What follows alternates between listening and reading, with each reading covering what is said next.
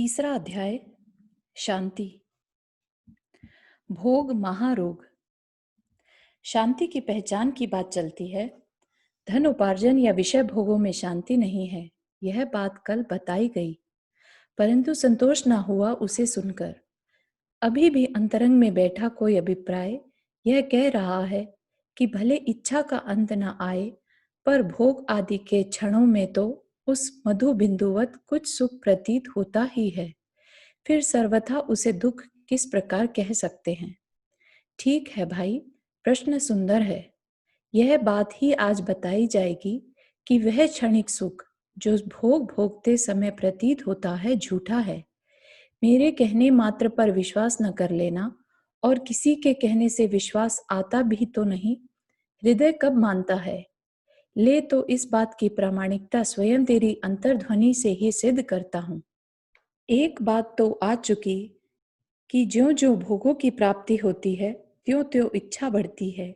हितकारी बात भी नहीं सुहाती, इसलिए भोगों की प्राप्ति में शांति नहीं। दूसरी बात यह है कि भोग भोगते समय भी तो उससे शांति नहीं कह सकते। जरा यह तो विचार कि वह क्षणिक सुखाभास सुख है या क्षणिक तीव्र वेदना का प्रतिकार। देख, भोग भोगने से पहले उस भोग के प्रति अकस्मात ही कोई तीव्र इच्छा उत्पन्न होती है। यह इच्छा तेरी पूर्व वाली इच्छाओं के अतिरिक्त कोई नवीन ही होती है, किसी तीव्र रोगवत।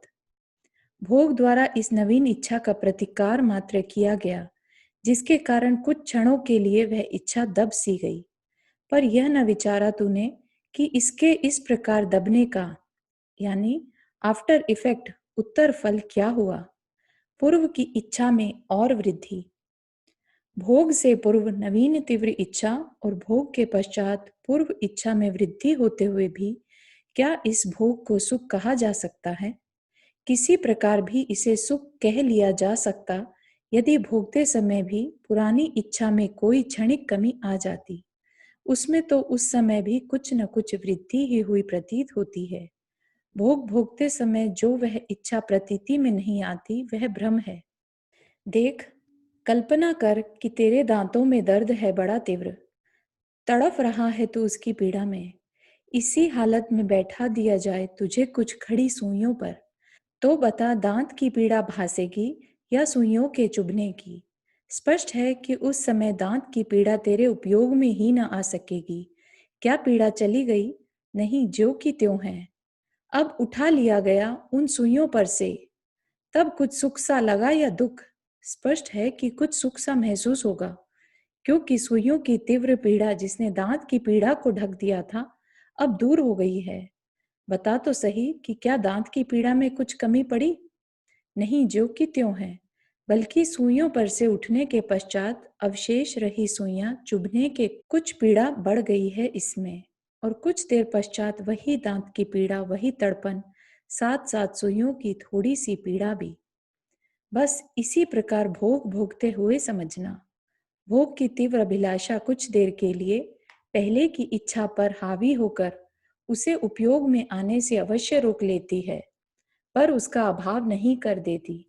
भोग भोगते समय इस नवीन तीव्र इच्छा का कुछ प्रतिकार हो जाने के कारण उपयोग में आई वह इच्छा दबी सी अवश्य प्रतीत होती है, पर पूर्व इच्छा में अब भी कोई कमी नहीं आती, बल्कि इस नवीन इच्छा के प्रतिकार के उत्तर फलस्वरूप में उसमें वृद्धि अवश्य हो जाती है। जैसे कि मियादी बुखार की औषधि के द्वारा दबा देने पर दिल की कमजोरी आदि कई नवीन रोग उत्पन्न हो जाने पर भी रोगी अपने को अच्छा हुआ मान लेता है। यह उसका भ्रम नहीं तो और क्या है। चतुर्विध शांति। लोक में अनुभव की जाने वाली शांति कई प्रकार की होती है।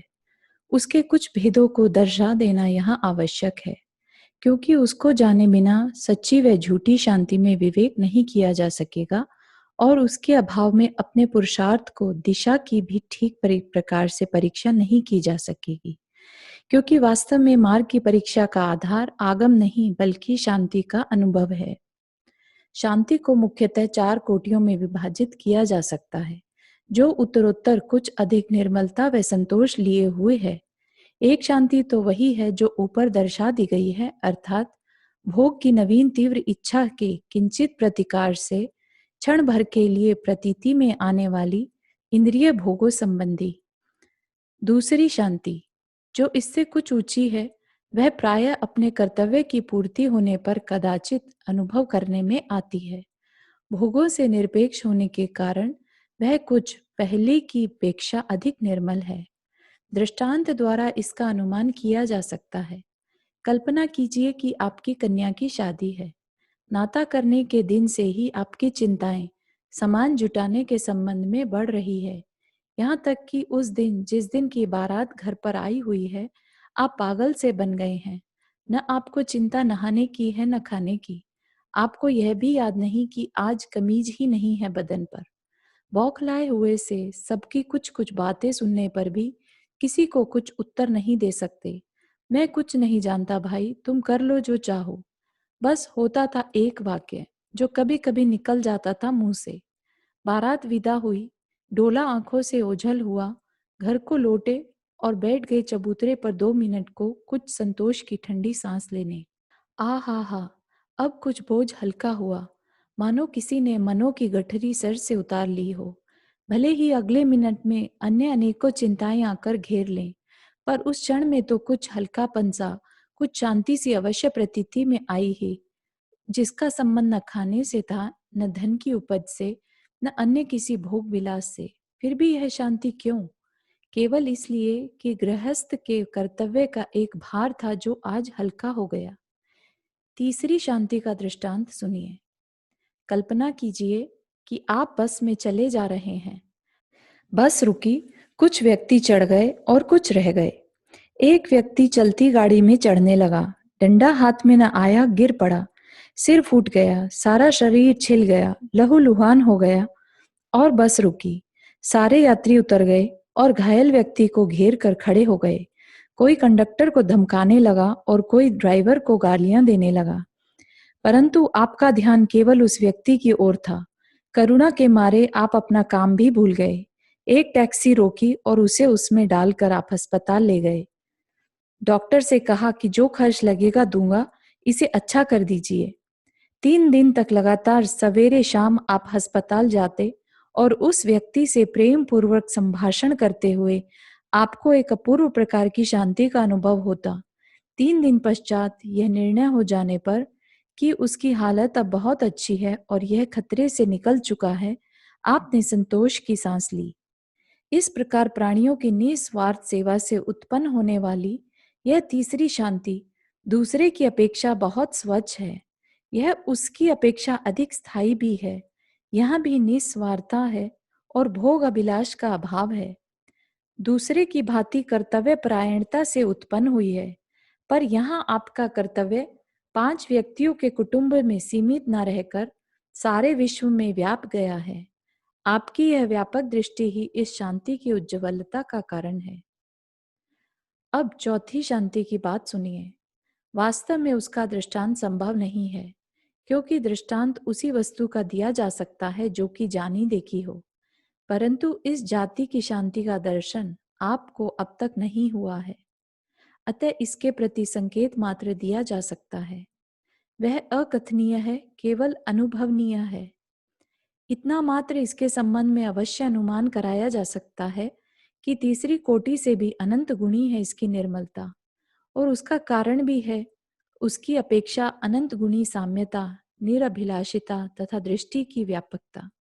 यद्यपि व्याख्या करते समय इस शांति का वर्णन निषेध के आश्रय पर किया जाना संभव है, जैसे कि जहां चिंताओं व अभिलाषाओं का अथवा विकल्पों व बुद्धियों का अभाव होता है, वहां ही वह शांति है, परंतु इसके साथ में रहने वाले साम्यता व व्यापकता के विश्लेषण इसमें कुछ विचित्रता बता रहे हैं। यह शांति वास्तव में सुषुप्तिवत केवल अभावात्मक नहीं है, बल्कि कुछ सद्भावात्मक है। निस्वप्न दशा में भी निर्विकल्पता होती अवश्य है, पर उसका कारण तो है वह अंधकार जिसमें अंतःकरण शून्यवत हो जाता है, क्योंकि उस समय वहां कुछ दिखाई देता ही नहीं। पदार्थों का ही नहीं बल्कि ज्ञान के भास का या चित प्रकाश का भी अभाव हो जाता है वहां।